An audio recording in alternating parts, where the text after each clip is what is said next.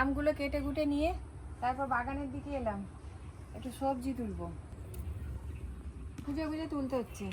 এখানে অল্প ঢ্যাঁড়স গাছে, প্রথম যে ঢ্যাঁড়স গাছগুলো ছিল সবুজ হয়েছিল, পোকা লেগে নষ্ট হয়ে গেছে। আবার গোড়া থেকে যে ফ্যাকড়গুলো বেরোচ্ছে, হুকগুলো বেরোচ্ছে, ও থেকেই আবার ঢ্যাঁড়স হচ্ছে। ওই বাছুরটা এসে এদিক দিয়ে ঠেলে উঠে আসে, ভেঙে দিয়েছি একদম গাছটাকে। যে ঢ্যাঁড়স গাছগুলোতে আবার ফুলও এসে গেছে। এই যে এখানে করলা হয়েছে, করলা বেশ বড় বড় বড় করলা হলে দেখতেও ভালো লাগে আর তুলতেও হেভি লাগে। এই দেখুন একবারে হাতের ছোটো সমান। এই যে দুটো করলা, চিচিঙে ছোট্ট মতো, আর বড় হবে না। নরম নরম ঝিঙ্গে, নরম নরম তুলে নিলে তবেই ভালো হয়, নাহলে কিন্তু খুব একটা ভালো হয় না, শক্ত হয়ে যায়। তুলে নি। আরও কয়েকটা চিচিঙে ধরেছে, ও সরু সরু, ওই যে ওইদিকে একটা, সামনে ওই যে এখানটাতে হয়ে আছে একটা, বেঁকে বেঁকে বেঁকে বেঁকে। কুঁদরোই গাছটাতে বেশ ফুল ধরেছে, কয়েকটা কুঁদরোইও হয়ে গেছে, তুলে নি। এই যে দেখুন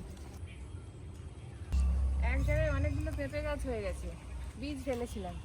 এগুলো সব আজকে বিকেলবেলা তুলে সব লাগিয়ে দেবো জায়গা মতো। এক জায়গায় হয়ে থাকলে তো আর ভালোও হবে না। আমি আবার বন ছিঁড়তে গিয়ে যেভাবে নাড়াচ্ছি, লাউটা আবার নষ্ট না হয়ে যায়। থাক, আর কিছু ঘাঁটাবো না আজকে, আর না বন টন পরিষ্কার করবো না।